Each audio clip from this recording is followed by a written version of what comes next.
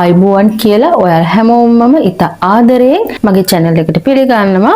ඔන්න අද මම ඔයාලට මගේ kitchen එකෙන් අරගෙන ඇවිල්ලා තියෙන්නේ අපේ සිංහල අලුත් අවුරුදු කැවිලි මේසයට නැතුවම බැරි ආස්මී කොහොමද අපි ඉත පහසුවෙන් නිවැරදිව ගෙදරදීම රසවත් හදාගන්න කියලා තමයි. ඉතින් එහෙනම් අපි ඉක්මනටම වීඩියෝ එකට like එකකුත් දාගෙන ගිහිල්ලා බලමු කොහොමද මේක අපි හදාගන්නේ කියලා.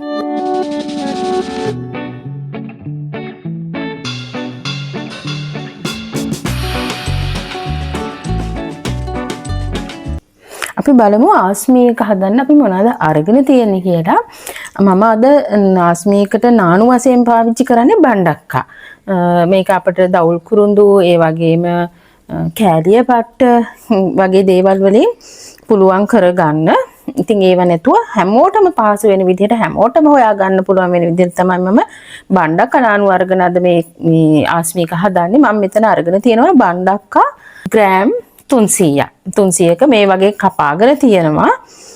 මේකේ නානු ගන්න හැටි මම පෙන්නන්නම්. ඊට පස්සේ මම අරගෙන තියෙනවා හොඳ පැහුණු ලොක පොල් ගෙඩියක පොල් පැත්තක උකු පොල් කිරි වතුර ටික ටික දාලා හදාගන්න තියෙන්නේ. ඊට පස්සේ අරගෙන තියෙනවා තෙත්ත කැකුළු හාල් පිටි. මෙන්න මේක ඔයාලා මම මේක ගෙදරදී තමයි කොටලා හදාගත්තේ. මේක ඔයාලා ගෙදරදී හදා ගන්නවා නම් මේ පිටියක ඔයාලට ඇත්තටම ඔයාලගේ ආස්මී එක ඉතා නිවැරදිව හදා ගන්න පුළුවන්. මේ ආස්මී එකට ගන්න හාල් එක අපි පොඟවන්නේ නෑ වැඩි. උපරිම පැයයි එකමාරයි ඊට වැඩිය නම් පොඟවන්න එපා. අපේ අත්තම්මලා කියන්නේ වැඩි පොඟපුවාම පිටි බරයි. පිටි බර වුණපුවාම අපි අර තාච්චියට වක් කරනවනේ අපේ මිශ්‍රණයේ ඒ මිශ්‍රණේ අඩිය තැම්පත් වෙනවා උඩට පාවෙලා එන්නේ නැහැ කියලා. එන්නේ ඒ නිසාලු අඩුවෙන් පොඟවලා අපි හාල් හාල් පිටි ටික හදාගන්න. ඉතින් ඔයාලත් අනිවාර්යයෙන්ම මේක පැයකට වැඩි පැයක් එකමාරකට වැඩි නම් පොඟව ගන්නම එපා. ඒ වගේම තමයි මේ පිටියක ඊටාම සිනිදු වෙන්න ඕනේ. සමහරු නම් රෙද්දකින් හලනවා. හැබැයි මම නම් රෙද්දෙන් නෙවෙයි හැලුවේ. මම හලාගත්තේ පෙනේරෙන් පොඩක් ඉන්න මම ඔයාලට ඒක පෙන්නන්නම්. මෙන්න මේ පෙනේරෙන් තමයි මම හලාගත්ත පිටියක ගොඩාක් කියන්නේ කඩෙන් ගන්න තියෙන මේ පෙනේරේ. මේකෙන් මම 4 සැරයකට වැඩි 5 සැරයක් විතර මම මේකෙන් මගේ මේ පිටියක හලාගත්තා. ඉතින් ඔයාලත් ඒ වගේ හොඳ සිනිදුවට හලා ගන්න ඕනේ. සමහරු රෙද්දකින් හලනවා. ඒක ටිකක් අපහසුයි. එතකොට අපි එතනදිම අපිට එපා වෙන. හැබැයි ඔයාලට ගොඩක් හලා ගන්න පුළුවන් සයිස් රෙද්දක් තියෙනවා නම් මට එහෙම රෙද්දක් තිබෙන්නේ නැති හින්දා තමයි මම මේක 5-6 සැරයක් හලාගෙන පිටි ටික හොඳටම සිනිදු කරගත්තේ. හරි ඒක තමයි මේක අනිවාර්යෙන් සිනිදු වෙන්න ඕනේ. ඊට පස්සේ මම අරගෙන තියෙනවා ලුණු රසායන ලුණු දාන ලුණු තේ හැඳි භාගයක් වගේ තමයි මම අරන් තියෙන්නේ. මම මෙතන අරගෙන තියෙනවා තෙත හාල් පිටි මෙතන ග්‍රෑම් 500ක් තියෙනවා. හාල් හුඬු නම් එකමාරක හාල් පිටි. එහෙනම් අපි ඉස්සෙල්ලම කරගන්න ඕනේ අපේ මේ බණ්ඩක ටිකෙන් හොඳට ගන්න කන් නානුවක හදාගන්න. මම අද මේක අතින් පොඩි කරන්නේ නැහැ. පොඩ්ඩක් මම බ්ලෙන්ඩර් එකේ තප්පර 30ක් 40ක් විතර වගේ මේක පොඩි කරගන්නේ. ඊට වැඩිය පොඩි කරගත්තොත් මේක හොඳටම පොඩි වෙලා මෙන්න මේ කොළ පාට වැඩිපුර එනවා. අතින් පොඩි කරගන්න එක තමයි වඩා සුදුසු. අද මට අපහසු නිසා මම ඒක බ්ලෙන්ඩර් එකේ පොඩි කරගෙන නානු හදා ගන්නවා. එහෙනම් අපි බලමු කොහොමද නානු එක හදාගන්නේ කියලා. මම මේ බණ්ඩක ටිකට දාගන්නවා වතුර අඬු කෝප්ප භාගයක් විතර.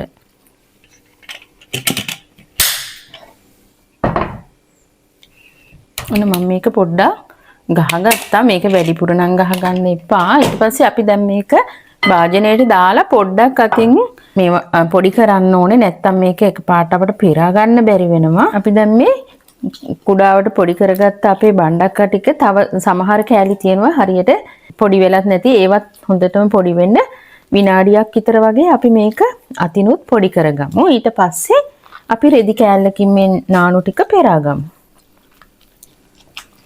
ඔන්න දැන් නානු හොඳට බණ්ඩක්ක වලින් එළියට ඇවිල්ලා තියෙන්නේ. අපි දැන් මේක රෙදි කෑල්ලකින් පිරිසිදු රෙදි කෑල්ලකින් පෙරාගමු.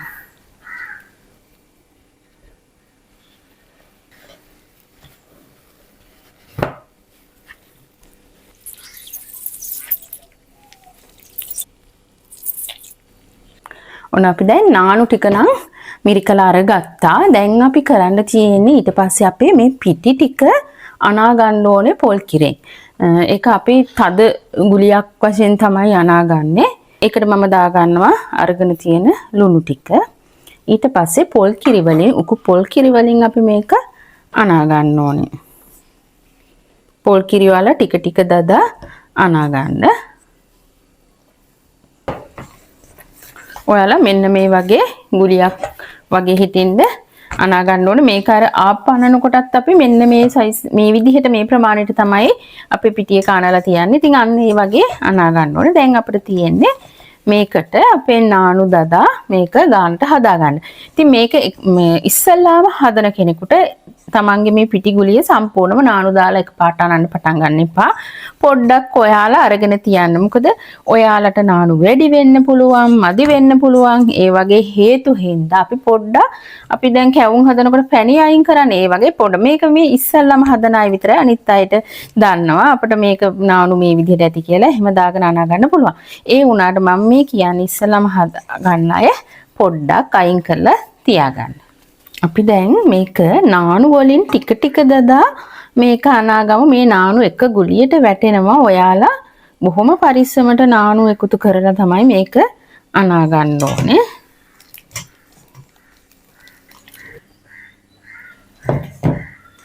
ඔයාලා මේක උඩට උස්ස අනන්න. ඔයාලා නානු දදා අනනකොට නිතරම මෙහෙම උඩට තමයි අනන්න ඕනේ. නානු කැඩෙන්නේ නැති වෙන්න හොඳට අනා ගන්න ඕනේ. ඒ අනනකොට ඔයාලා නානු දදා බලන්න මෙන්න මෙහෙම කර මේක ගොඩක් හීනියට වැක්කිරෙනවාද කියලා. ඉතින් මට තාම මදි. ලොකුවට නෙවෙයි තවත් මේකට මම නානු එක් කරගන්න. ඔයාලා නිතර මෙහෙම බල නානු එක් කරගන්න. හීනියට කෙස් ගහක් වගේ වැක්කිරෙන පදමට කැඩෙන්නේ නැතුව වැක්කිරෙනකොට තමයි මේකේ පදම හරියන්නේ. තාම මේකට නානු ටිකක් මදි.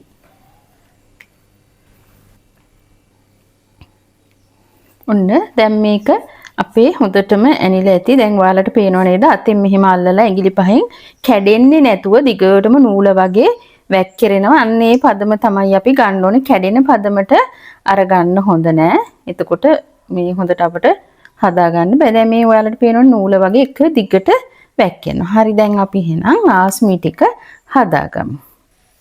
අද මම මේකට තාච්චියට අපේ මිශ්‍රණය වක් කරගන්න මෙන්න මේ වගේ කිරි ටින් එකක් හිල් කරලා තමයි අරගෙන තියෙන්නේ. අතින් නෙවෙයි වක් කරන්නේ. ඉතින් ඔයාලටත් ඉස්සල්ලාම මේ ආස්මී හදන අයට මේ වගේ එක්ක හැන්දක් එහෙම නැත්නම් මේ වගේ හදා ගන්න පුළුවන්. මම ඉතින් ආධාරකයක් වශයෙන් එක අතින් අල්ලන්න නැතුව මේ වගේ එකක් හයි කරගෙන තියෙනවා. ඉතින් ඒක ඔයාලගේ කැමැත්තන. ඔයාලට පුළුවන් මොනවා හරි දෙයක් මේකට හයි කරන්න. නැත්නම් මෙහෙමම අල්ලලා මෙහෙම වක් කරන්නත් පුළුවන්. ඉතින් ඔයාලා මේ හිල් ටිකක් ලොකුවට විද ගන්න. ගොඩක්ම ලොකුවට නෙමෙයි සාමාන්‍ය අනේක ප්‍රමාණයට තමයි විදගෙන තියෙන්නේ. නැත්නම් අපේ මේ මිශ්‍රණය ටිකක් උකුවේනේ වැක්කිරෙන්නේ නැති වෙයි.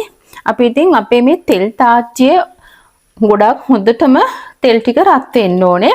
ඒ වගේම තමයි ඔයාලට අවශ්‍ය ඔයාලා හදන ආස්මී එකේ ප්‍රමාණය තීරණය වෙන්නේ ඔයාලා මේ දාගෙන තියෙන තෙල් ප්‍රමාණය අනුව. මෙන්න මේ රවුම තමයි දැන් අද මගේ එක. ඊටත් වැඩිය අඩුවෙන් ඕන නම් තෙල් අඩු කරන්න බෑ. එතකොට පොඩි එකක්. ඉතින් ඒක ඔයාලට තීරණය කරගන්න අයිතිය තියෙනවා. ඉතින් එහෙනම් අපේ තෙල් ටික හොඳට රත් වුණාම අපි ආස්මී ටික හදාගමු. අපි බලමු අපේ තෙල් එක රත් වෙලාද කියලා. ඔව් තෙල් එක රත් වෙලා තියෙන. අපි එහෙනම් දැන් අපි අරන් තියෙන භාජනයේට ඔයාලට පේනවද දන්නේ ඔයාලා තව මේක අල්ලා ගන්න භාජනයකුත් මේවා කරගන්න. ඔයාලා මේ ටින් එකට අපේ මිශ්‍රණය දාගමු.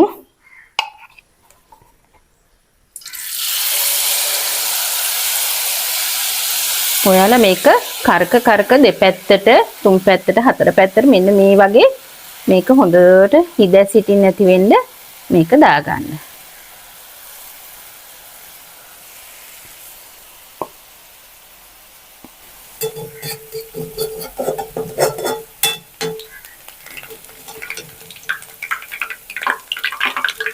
ඔයාලා ඉක්මනින්ම ඔයාලගේ ආස්මී එක මේ වගේ දෙකට නමාගෙන ඊට පස්සේ මෙහෙම තද කරගන්න ටිකක්.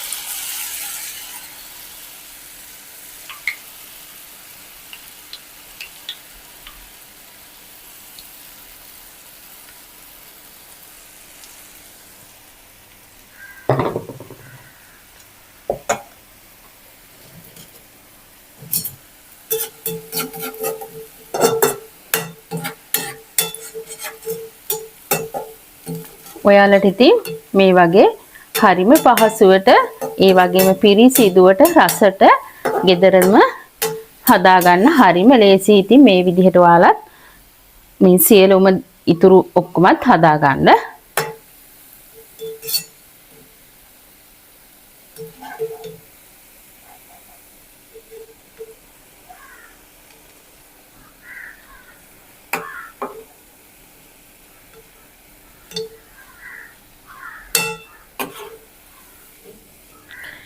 ඔන්න අපේ කටු ආස්මී ටික නම් හදාගෙන අවසానයි. ඉතින් මේක හරිම ලේසි. ඔයාලට පිටි වැඩි පොඟවන්න නැතුව කොටලා හොඳට හලාගෙන ඊට පස්සේ නානු ටික හොඳට හදලා ඒකත් හොඳට පෙරාගෙන ඒ වගේම පෝල් කිරි දාලා ඉතින් මේක හදාගන්න හරිම ලේසි. ඉතින් මේ තියෙන්නේ මම හදාගත් එක. ඔයාලටත් පුළුවන් මේක මේ විදිහටම හදාගන්න. ඉතින් ඔයාලට මට කියන්න දෙයක් තියෙනවා. මේක බදිනකොට අපි තෙලේ දාලා චුට්ටක් දෙකට නමන්න ඉස්සෙල්ලා පොඩ්ඩක් මේක අර කර වෙනකන් තියෙන්න ඕනේ. එහෙම නැතුව අපි දාපු ගමන්ම අර ගොඩක් නිකම් මේ මෙලකට වගේ තියෙනකොට නැවුවොත් මොකද වෙන්නේ? නැවුවොත් වෙන්නේ මෙන්න මේ වගේ මෙහෙම රොටිය වගේ හිටිනවා. ඒ කියන්නේ මේ මැද පිම්බිලා නැහැනේ. මෙන්න මේ වගේ මැද පිම්බිලා ලස්සනට එන්න නම් ඒක පොඩ්ඩක් කර වෙන්න ඕනේ. කියන්නේ හොඳටම නෙවෙයි පොඩ්ඩක් නිකන් අර මේ දියාරු ගතිය නැතුව පොඩ්ඩක් කර වෙනකොට තමයි මේක දෙකට නමන්න ඕනේ. හරි. එහෙනම් ඔන්න ඔයාලට හැමදේම මම කියලා දුන්නා. ඉතින් එහෙනම් දැන් මේක ආය අපිට දෙවෙනි සැරේ බදින්න තව මම අඩුම සතියක්වත් මේක තෙල් බැහැලා හොඳට මේක පදම් වෙන්න ඕනේ. ඉතින් එහෙම තමයි යාස්මී හදන්නේ. ඉතින් ඔයාලට අලුත් අවුරුද්දට පුළුවන් මේ කලින්ම මේක හදලා මාසයක් විතර තියලා අපිට දෙවෙනි සැරේ බෙද ගන්නත් පුළුවන්. එහෙනම් මම ඉක්මනටම ලබන සතියේ ඒ කියන්නේ මේක සතියක් තියලා ඉක්මනටම ඔයාලට දෙවෙනි සැරේ බෙදලා පැණි දා ගන්න හැටිත් අරගෙන එන්නම්. එතකන් ඔයාලා රැඳී ඉන්න.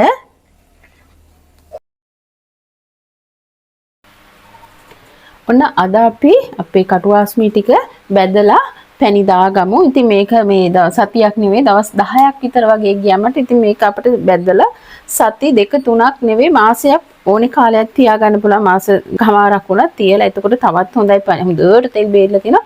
එහෙනම් අපි දැන් මේක බෙදලා දෙවෙනි සැරේ බෙදලා පැණි දාගමු. ඔයාලා තෙල් එක හොඳට රත් වෙච්චාම මේක දාලා ඉක්මනටම ගන්න ඕනේ නැත්තම් බැදිලා වැඩි වෙනවා. මේ බලන්න ලස්සනට සුදු පාටට හොඳට බැදිලා තියෙනවා.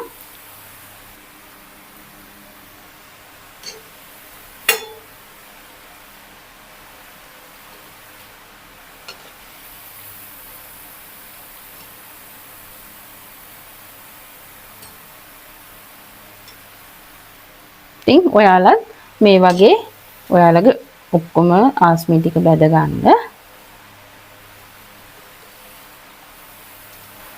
දැන් අපි ආස්මී ටික බැදගෙන අවසාන වෙලා ඒකට දාන පැණියක හදාගමු. ඉතින් ඔයාලා මේ වගේ භාජනයක් ලිප තියලා ඔයාලා ගත්ත සීනි ටික එකට එක් කරන්න. ඉතින් මම අද මෙතන සීනි ග්‍රෑම් 200ක් තමයි අරගෙන තියෙන්නේ. ඒ සීනි ග්‍රෑම් 200ට මම වතුර එක් කර ගන්නවා මිලිලීටර් 75ක් විතර. මොකද වැඩි දාගත්තොත් ඔයාලට ගොඩක් වෙලා මේකේ පදම වෙනකන් ලිපේ තියන් ඉන්න වෙන හින්දා. ඉතින් අද මම මේක කැරමල් කරන්නේ නැහැ. මොකද හේතුව ඔයාලට මං කියන්නම් කැරමල් කරාට පස්සේ ඒකෙතම දාලා අපිට පැණියක හදාගන්න අමාරු. කියන්නේ වෙන කැවුම් වලට ඒ වගේ දේවල් වලට කරගත්තට අපිට මේ වගේ මේ පැණි අකුරු වගේ තියෙන්න ඕනේ. හොඳට මිදෙන්න ඕනි. අපි ආස්මී එකට දාලා තියෙනකොට ඒ තත්ත්වයට ගන්න නම් කැරමල් කරලා ඒකම එක කරගන්න බෑ. ඒ හින්දා තමයි මම අද මේකට කලරින් ඔයාලට පුළුවන් පාට මොන හරි ඒ වගේ කලරින් එකක් එහෙම නැත්නම් පැණි කැරමල් කරපු පාටටම ගන්න ගුරු පාට වගේ එක් කරගන්න. මම අද ගුරු පාට තමයි එක් කරගන්නේ. කියන්නේ බිඳුවක් දෙකක් නෙක් කරගන්න. ඉතින් කැරමල් කරලා නම් ඒ එක්කම සීනි දාලා කරගන්න බෑ. ඔයාලට එහෙමම කරගන්න ඕන නම් කැරමල් එක කලින් කරලා තියලා ඊට පස්සේ මේ වගේ පැණි එක ගානට ආවට පස්සේ ඒකෙන් පොඩ්ඩක් එකතු කරලා පාට හදා ගන්න පුළුවන්. ඉතින් ඔයාලට ඒක මං හිතන්නේ කවුරුත්ම මේ වෙනකන් කියලා දීලා තියෙනවද කියලා. ගොඩක් අය කැරමල් එක කරලා ඒකම පැණි එක උණු කරගත්තාම නම් ගොඩාක් අමාරුයි පැණි එක හදා ගන්න. දැන් මේකට ඔයාලා රස අනුව ලුණු ටිකක් එක් කර ගන්න ඕනේ. දැන් අපි මේක හොඳට දිය වෙලා පැණි පදම එනකන් උණු කරගමු. ඔයාලා සීනියක දිවුනහම ඔයාලා කැමති පාටක් මේකට එක් කරගන්න පුළුවන්. ඔයාලා මේ පැණියක උණු වෙන්න ඕනේ නූල ඇදෙන ප්‍රමාණයට. එහෙම නැත්නම් ඔයාලට මේ වගේ වතුර භාජනයක් අරගෙන ඒකට පැණි පොඩ්ඩක් දාලා බලපුවාම ඔයාලට ඒක මෙහෙම අතින් ගුලි කරලා ගන්න පුළුවන් වෙලාවට ලිප ඕෆ් කරගන්න. ඒ වෙලාවේදී හොඳටම ඇති. ඊට පස්සේ මේක අපි රස්නේ නිවෙනකොට ගාන්ට එනවා. දැන් අපි මේක ලිප ඕෆ් කරගමු. අපි දැන් ආස්මී වලට පැණි දාගමු. ඔයාලට කැමති රටාවකට මේකට දාගන්න පුළුවන්. ඉතින් ඔන්න ඔයාලට පුළුවන් මේ දවසේ අවුරුද්දට ලස්සනට රසට පිරිසිදුවට ගෙදරම ආස්මී ටික හදාගන්න.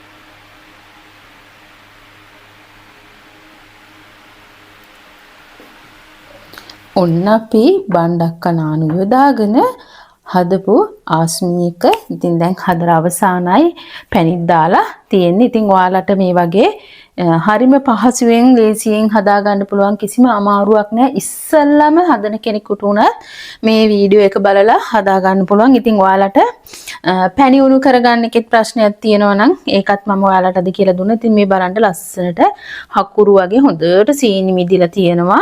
මෙහෙම සමහර අයගේ මෙහෙම කඩපුවාම මේක ඇදිලා යනවා මේ පැණි ටික. එහෙම වෙන්නේ අර කැරමල් කරගෙන ඒකටම දාලා හදපුවම ඉතින් මේ ආස්මී එකත් ලස්සනට තියෙනවා. හරිම රසයි. ඉතින් ඔයාලත් මේ සැරේ අවුරුද්දට ඔයාලා කලින්ම හදන්න කියන්නේ මාසෙකට කලින් වුණත් කමන්න මේක හදලා ඔයාලට තියලා බෙද ගන්න පුළුවන්. ගොඩාක්ම වටින රසවත් ආහාරයක් තමයි ආස්මී කියන්නේ. ගොඩක් අය හදන්න දන්නේ නැහැ. අමාරුයි කියලා හිතුවට හරිම ලේසි. එහෙනම් ඉතින් ඔයාලා මම හිතනවා මේ වීඩියෝ එක බලලා යම් දෙයක් ඉගෙන ගන්න ඇති කියලා. එහෙනම් නැවතත් මෙවැනි වීඩියෝ එකකින් හමු වෙනතුරු ගිහිල්ලා එන්නම්. ඔයාලට සුබ දවසක්. උස්සන්නයි.